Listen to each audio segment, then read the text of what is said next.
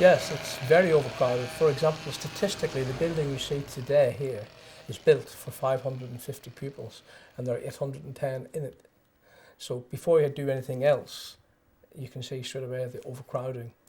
Well, in year 7 we had normal school life, and then when the building work kicked in we had drills going off and diggers, sounds and lessons. Yeah, lack of space really, main problem. Just the very proximity of that blue fence, you can literally reach out and touch it, and that's been very, very claustrophobic, and there's times when you almost want to say, I just want to break free of all this. It's been so confining. So I'm really looking forward to leaving that behind, really. That's been a real sort of downside to it. We used to have a big yard where all the boys would play football and stuff, but now there's footballs flying everywhere, so you don't know when you're going to get hit. In terms of dinner, it's an absolute headache for our children.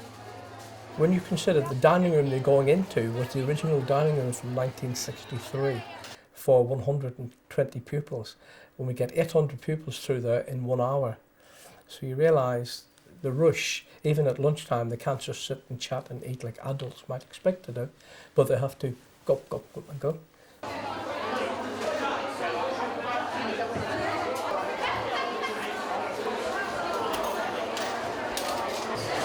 I came here when it was all basic. We didn't have any freezers, we just had a couple of fridges. Everything was all hands-on. This is our Hobart food mixer, and this is years and years and years old, but they still make them exactly the same. And then that's it. So that mixer, so you can whisk with that, make pastry. You can use it either as a mixer, a slicer, or a shredder. The only thing it didn't really do was dice.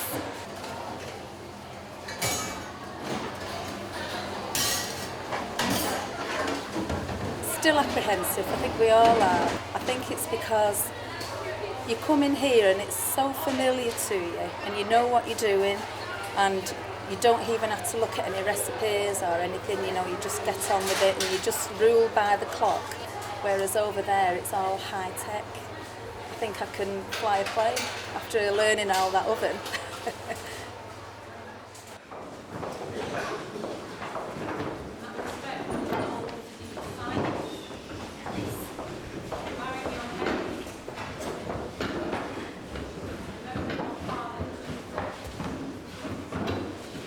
There is a time for everything, and a season for every activity under the heavens. A time to be born, and a time to die. A time to plant, and a time to uproot. A time to kill, and a time to heal. A time to tear down, and a time to build. A time to weep, and a time to laugh. A time to mourn, and a time to dance. Mr McLaughlin taught me history, but he was also head of Ambrose, head of lower school, and he was, I think he must have been head of Ambrose at one point, the different houses that we had. And Barlow and Southworth were always the houses that were doing the best. They always won the competitions. He was dead competitive. Arrowsmith never did that well, and Clitheroe didn't normally do that well. And we were both in Barlow, weren't we? We were dead chuffed, and our eldest sister, when I started, our Amanda was in year 11, like 5th year then.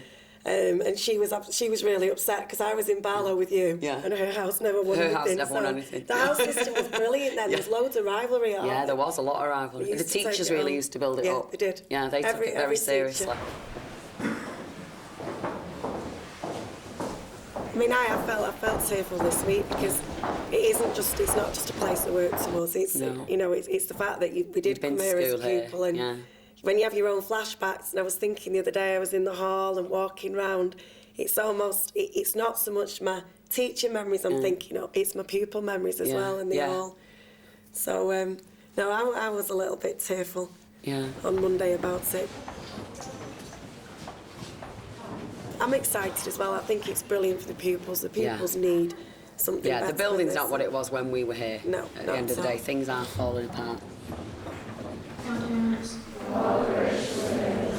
To As we leave this building, we thank you for all the special times and happy memories that are locked inside this building. We ask for your blessing and support to make our next school the warm, caring environment that St Damiens has always provided for its pupils. Lord, hear us. Let us sum up in all our prayers, those said out loud and those said in our hearts, as we pray. Hail Mary.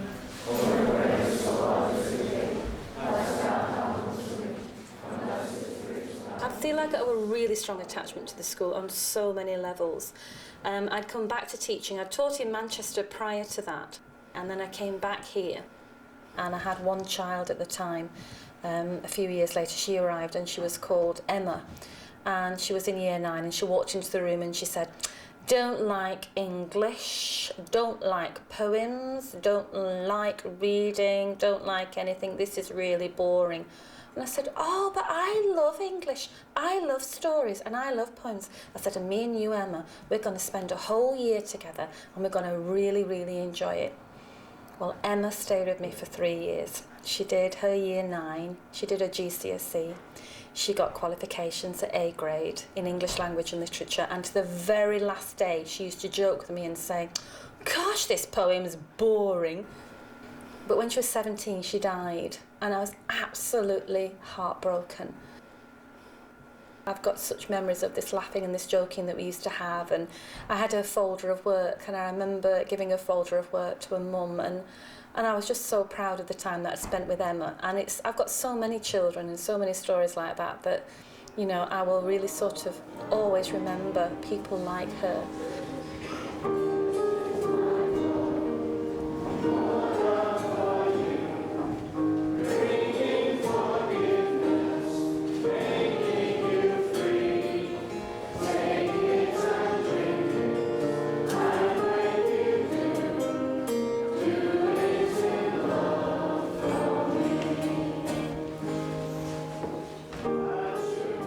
You can tell the difference when you stand at the front and see the comparison between the old and the new school.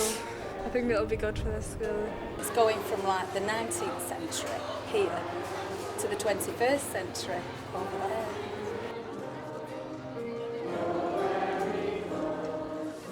See how people spend the whole teaching career in. It's very easy. That was years past very easy. To me.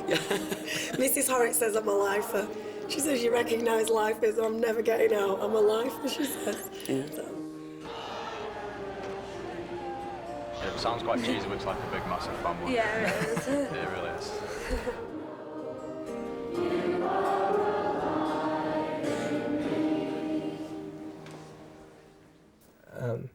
It's a fantastic school. Teachers from other schools, when they came with football teams, we love coming here. There's something nice. If I could bottle that, I'd be very rich. That's what it's about, that special relationships that we've shared with our students along the way. And I do hope sincerely, having parted myself, that the school will never lose that when it moves to the new building, because that is what St Damiens is about, not the building, it's the people. Yeah.